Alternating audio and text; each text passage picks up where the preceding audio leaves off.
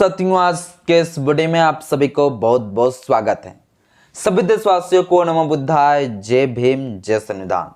साथियों, आज का वीडियो बड़ा ही महत्वपूर्ण होने वाला है। आज हम बहुत ही इंपॉर्टेंट टॉपिक पर चर्चा करेंगे। इंपॉर्टेंट टॉपिक साथियों इसलिए हो जाता है क्योंकि बहुत दिनों से बहुत लोगों के दिमाग में यह सवाल चलता रहा है, क्या धर्म परिवर्तन करने के बाद आरक्षण खत्म हो जाएगा? धर्म को अगर कोई बदल लेता है तो क्या आरक्षण का लाभ उसे नहीं मिलेगा, रिजर्वेशन का लाभ उसे नहीं मिलेगा? यह साथियों बहुत लोगों का दिमाग में एक सवाल चल रहा था, जिसका एक सटीक सॉल्यूशन, सटीक आंसर नहीं मिल पा रहा था लोगों को। अब इसका फाइनल आज हम सवालों का जवाब देंगे। और इस मुद्दे पर साथियों सुप्रीम कोर्ट भी अब एक फैसला सुना दिया है। अब सुप्रीम कोर्ट इस मुद्दे को लेकर क्या कुछ कहा है, आज की इस वीडियो में हम डिटेल से आपको हम बताएंगे। बस मेरा छोटा सा अपील है आपसे कि इस वीडियो को शुरू से लेकर अंत तक जरूर देखें। वीडियो अच्छा लगे तो लाइक कर दीजिएगा, चैनल में पहली बार आए तो चैनल को सब्सक्राइब कर लीजिएगा, बेल आइकन में प्रेस करिएगा ताकि जब भी वीडियो अपलोड करूं आपके पास नोटिफिकेशन पहुंचता रहे। साथियों, सबसे पहले हम जानते हैं आखिर ये चर्चा में क्यों है। तो चर्चा में साथियों इसलिए क्योंकि 26 नवंबर को सुप्रीम कोर्ट ने यह कह दिया है कि कोई भी व्यक्ति अगर धर्म को बदलता है, धर्म परिवर्तन करता है, तो उस व्यक्ति को आरक्षण का लाभ नहीं मिलेगा। इसलिए साथियों ये खूब ज्यादा ये चर्चा का विषय बन जाता है। लेकिन अब साथियों ये धर्म परिवर्तन जो ये वर्ड सुन रहे होंगे, धर्म परिवर्तन जो ये सेंटेंस सुन रहे होंगे, इसमें दो तर्क निकलता है। दो तर्क क्या है?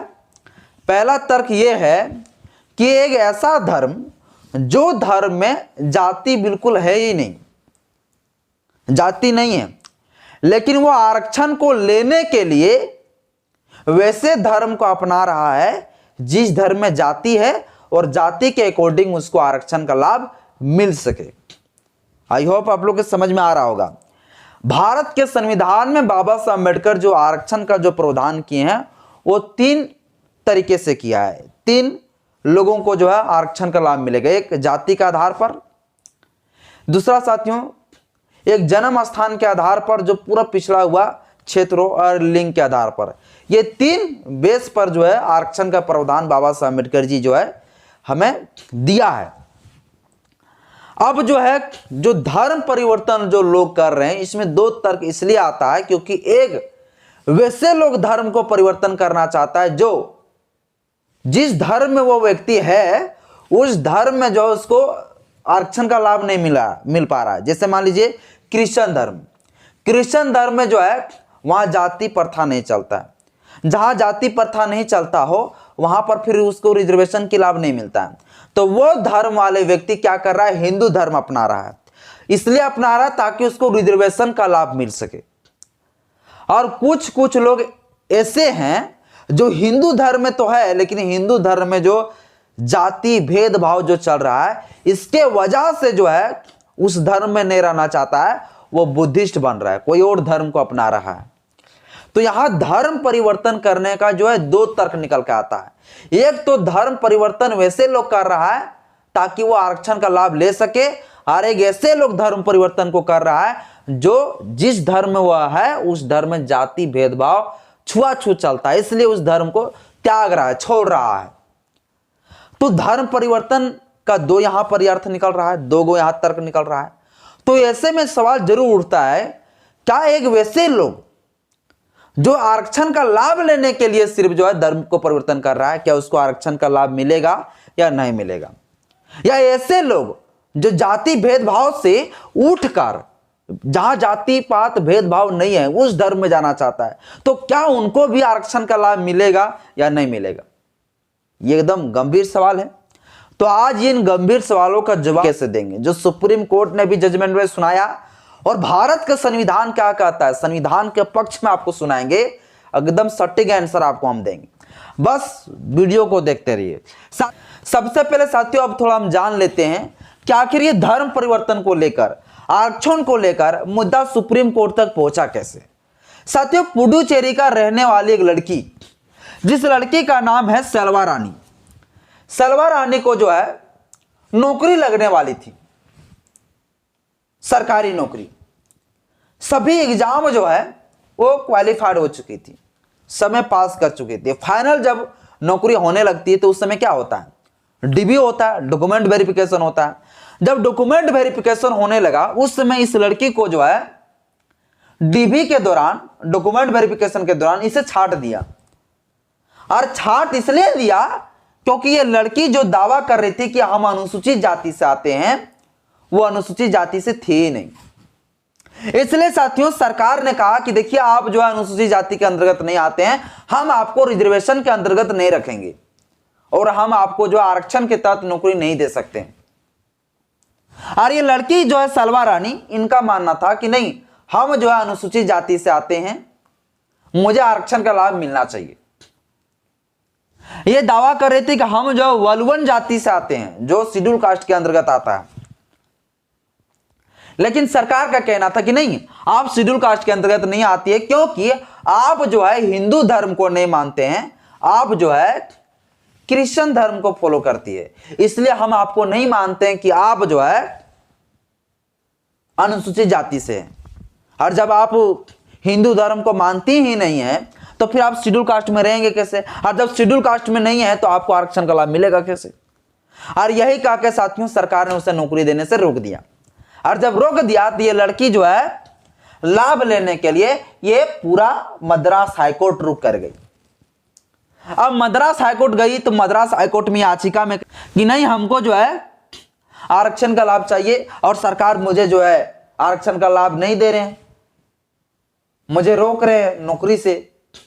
ये साथियों लाभ लेने के लिए सलवा रानी जो है यही याचिका करता है। ये पहुंच गई मद्रास हाईकोर्ट और मद्रास हाईकोर्ट को कहा कि मुझे नौकरी चाहिए और आरक्षण के तहत नौकरी चाहिए और सरकार मुझे रोक रही है। अब साथियों ये मामला जब मद्रास हाईकोर्ट पहुंचा तो मद्रास हाईकोर्ट क्या किए, मद्रास हाईकोर्ट जो है इस मामले पर जो है मद्रास हाईकोर्ट क्या किए, इस मामले को लेकर याचिका को खारिज कर दिया। इस पिटीशन को क्या किए गए, पिटीशन को ही खारिज कर दिया। और जब पिटीशन को खारिज कर दिया ये कह के कि नहीं आप धर्म परिवर्तन कर चुकी हो इसलिए आपको आरक्षण का लाभ नहीं मिलेगी। अब ये लड़की जो है लाभ लेने के लिए पहुंच गई सुप्रीम कोर्ट। अब सुप्रीम कोर्ट में क्या कुछ हुआ है अभी हम आपको बताते हैं। सुप्रीम कोर्ट में साथियों इस याचिका को देखने के लिए दो जस्टिस बैठे हुए थे, दो संवैधानिक बेंच के पीठ थे, जिसमें से जस्टिस पंकज मित्तल और एक जस्टिस आर महादेवन। ये दो जस्टिस जो है इस मामले को, इस याचिका को देख रहे थे। और इसमें साथियों ये दोनों जस्टिस ने जो तर्क दिया है बड़ा अजीब सा तर्क दिया, सटीक जो है तरीके से एक तर्क दिया। सुनवाई में कहा है सलवा रानी को, सलवा रानी जी को दोनों जस्टिस ने कहा कि देखिए सलवा रानी जी, आपके जो माता जी है वो माता जी क्रिश्चियन धर्म को मानती है और जब आपके माता से शादी यानी आपका पिताजी किए तो वो भी जो शादी किए वो क्रिश्चियन धर्म से किए और जिसका प्रमाण जो है, जिसका प्रूफ, जिसका एविडेंस सारा कुछ आपका माता पिता का है कि वो जो है क्रिश्चियन धर्म को मानती है और जिसके अंतर्गत तुम भी जो है क्रिश्चियन धर्म को ही मानती है, लेकिन तुम सिर्फ आरक्षण का लाभ लेने के लिए तुम दावा कर रहे कि हम हिंदू हैं। तो कि साथियों सलवा रानी का कहना था, इस लड़की का मानना था और याचिका में भी लिखे थे कि हम जो है हिंदू धर्म को मानते हैं और जो मेरी जाति है वो अनुसूचित जाति है जो वलून जाति के अंतर्गत आता है। यह साथियों ये लड़की दावा कर रही थी याचिका के तहत कि हम हिंदू धर्म को मानते हैं, मेरे माता पिता क्रिश्चियन धर्म को और हम हिंदू धर्म को मानते हैं। लेकिन इस लड़की के पास कोई प्रूफ नहीं था कि वो जो है हिंदू धर्म को मान रही है, कोई सर्टिफिकेट नहीं, उसका माता पिता का सर्टिफिकेट, एविडेंस, सारा कुछ प्रूफ कि वो क्रिश्चियन धर्म को मान रहे हैं। लेकिन इस लड़की जो दावा कर रही थी कि नहीं हम हिंदू धर्म को मानते हैं और हम जो है अनुसूचित जाति के अंतर्गत आते हैं, मुझे आरक्षण का लाभ मिलना चाहिए, इसीलिए सुप्रीम कोर्ट के दोनों जस्टिस ने साफ कह दिया कि देखिए आपके पास कोई एविडेंस नहीं, कोई प्रूफ नहीं कि आप हिंदू धर्म को मान रही है, आपके माता पिता का सारा प्रूफ है कि वो क्रिश्चियन धर्म को मान रहे हैं। इसका यह अर्थ निकलता है कि यह जो है आप जिस तरह से लाभ लेना चाह रही है सिर्फ आरक्षण के लिए, धर्म परिवर्तन करना चाहती हो, वैसा नहीं चलेगा। ये सुप्रीम कोर्ट ने साफ कह दिया कि आप सिर्फ तो आरक्षण का लाभ लेने के लिए धर्म परिवर्तन कर रही है। आप तो आपके माता पिता तो क्रिश्चियन ही है, जिसका सर्टिफिकेट है, प्रमाण है। अब ये साथियों का कि जो है इस लड़की को फटकार लगा दिया और जो मद्रास हाई कोर्ट ने बरकरार रखा था उस फैसले को बरकरार रख दिया। अब यहीं तक नहीं, सुप्रीम कोर्ट ने आगे भी जो है दोनों जस्टिस ने कहा कि देखिए इस प्रकार से धर्म परिवर्तन करके आरक्षण लेना यह संविधान का हमला है, संविधान का विरोध है। आप इस तरह से नहीं कर सकते हैं, आप संविधान के साथ धोखाधड़ी कर रही हो, यह साथियों सुप्रीम कोर्ट ने कहा है।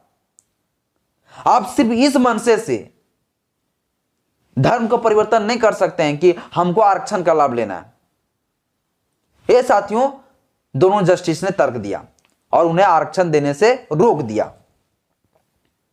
और सुप्रीम कोर्ट ने यह भी कहा कि इस प्रकार से अगर धर्म परिवर्तन करके आरक्षण का लाभ अगर लोग लेने लगेंगे तो समाज में जो वंचित लोग हैं, जिसे ओरिजिनल में जो है आरक्षण का लाभ चाहिए, उन्हें नहीं मिल पाएगा, उसके तक जो है आरक्षण का लाभ नहीं जा पाएगा। इसलिए साथियों सुप्रीम कोर्ट ने जो है यह कहा कि आरक्षण का लाभ आपको नहीं मिल सकता है। आप जो है सिर्फ धर्म परिवर्तन इसलिए किए ताकि आप आरक्षण का लाभ ले सकें।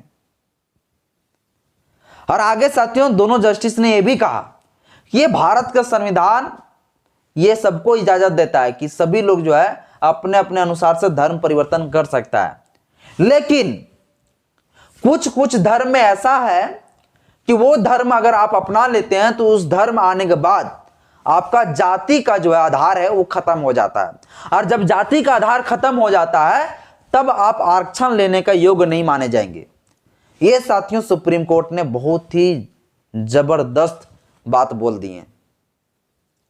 अब आप लोग का सवाल चल रहा होगा, क्या बौद्ध धर्म अपनाने से आरक्षण का लाभ रहेगा या खत्म हो जाएगा? क्योंकि हमारा समाज, मूल निवासी समाज, बहुजन समाज, ये अब जो है हिंदू धर्म को छोड़कर बौद्ध धर्म की ओर हम लोग बढ़ रहे हैं। हम भी जो है बुद्धिस्ट हैं, हम भी बौद्ध धर्म को मानते हैं, हिंदू धर्म को नहीं मानते। अब इसका भी सवालों का जवाब अभी आपको हम दे रहे हैं। क्या धर्म परिवर्तन करने के बाद आने का अगर हम लोग हिंदू धर्म को छोड़ देते हैं और बौद्ध धर्म अपना लेते हैं तो क्या आरक्षण का लाभ रहेगा या नहीं रहेगा? समझिए आप साथियों, हम सभी को यानी बौद्ध धर्म अपना लेते हैं तो आरक्षण का लाभ मिलेगा। अब क्यों मिलेगा ये तर्क सुनिए। ये साथियों पूर्व राष्ट्रपति भी बोल चुके हैं, और भारत का जो संविधान है, ये जो बाबा साहब अम्बेडकर जी का संविधान है, इस संविधान के अंतर्गत क्या है उल्लेख वो भी बता रहे हैं। जो भारत का संविधान है, भारत के संविधान का आर्टिकल नंबर जो है 25 है, 25 है। आर्टिकल नंबर 25 के अंतर्गत, आर्टिकल नंबर 25 के अकॉर्डिंग अगर देखा जाए तो ये पता चलता है कि जैन, बौद्ध और सिख ये तीन जो है, ये तीन धर्म जो है हिंदुओं के अंतर्गत आता है। ये मैं नहीं कह रहा हूं, जैन, सिख और बौद्ध धर्म। और इसलिए अगर कोई व्यक्ति हिंदू धर्म परिवर्तन करके बौद्ध बन जाता है तो भी उन्हें रिजर्वेशन की लाभ मिलेगा, क्योंकि ये जो है हिंदू धर्म के अकॉर्डिंग आता है, हिंदू धर्म के जो है अंदर गिनती में आता है। ये आर्टिकल 25 में उल्लेख है। तो आने की हम सभी लोग यदि हिंदू धर्म से जो है बौद्ध धर्म अपना लेते हैं तो भी जो है हम सभी को क्या मिलेगा? रिजर्वेशन की लाभ मिलेगा, आरक्षण की लाभ मिलेगा। अब बहुत लोग ये सोच रहे हैं कि बौद्ध धर्म अपना लेंगे तो आरक्षण का लाभ नहीं मिलेगा, खत्म हो जाएगा। तो आज के बाद आपको हम सटीक सवालों का जवाब दे चुके हैं कि आरक्षण का लाभ मिलेगा, क्योंकि आर्टिकल 25 कहता है कि अगर कोई हिंदू धर्म को बदलकर बौद्ध धर्म भी अपना लेता है तो भी उन्हें आरक्षण की लाभ मिलेगा। के बाद भी जो है हम सभी को आरक्षण का लाभ मिलेगा। ये मैं नहीं कह रहा हूं, ये भारत का संविधान कह रहा है। और साथियों पूर्व राष्ट्रपति भी जो है इस पर चर्चा कर चुके हैं और बोल चुके हैं। और ये संविधान में भी क्या उल्लेख है। लेकिन वैसे धर्म, जो धर्म में एकदम बिल्कुल भी जाति भेदभाव नहीं है, लेकिन फिर भी जो है वो आना चाह रहा है कि नहीं हम हिंदू धर्म अपनाएंगे ताकि इसमें जाति, इसलिए हमें आरक्षण का लाभ मिल जाएगा, तो उन्हें आरक्षण का लाभ नहीं मिलेगा। लेकिन देखिए बौद्ध धर्म में जाति नहीं है, बौद्ध धर्म में तो जाति प्रथा नहीं है, भेदभाव नहीं है, लेकिन फिर भी जो है हम सभी को आरक्षण का लाभ मिलेगा क्योंकि संविधान में यह प्रावधान है। यहाँ तक मैं साथियों मेरा एक छोटा सा सवाल है, सवाल यह है कि धर्म परिवर्तन करने का अधिकार भारत के संविधान के किस अनुच्छेद के तहत लोगों को दिया गया है? ये मुझे कमेंट बॉक्स में अपना आंसर दीजिएगा। आज के इस वीडियो में इतना ही। वीडियो अच्छा लगे तो लाइक करें, चैनल में पहली बार चैनल को सब्सक्राइब कर लीजिएगा, बेल आइकन प्रेस करिएगा ताकि जब भी वीडियो अपलोड करूं आपके पास नोटिफिकेशन मिलता रहे। जय भीम, जय संविधान, जय विज्ञान, जोहार।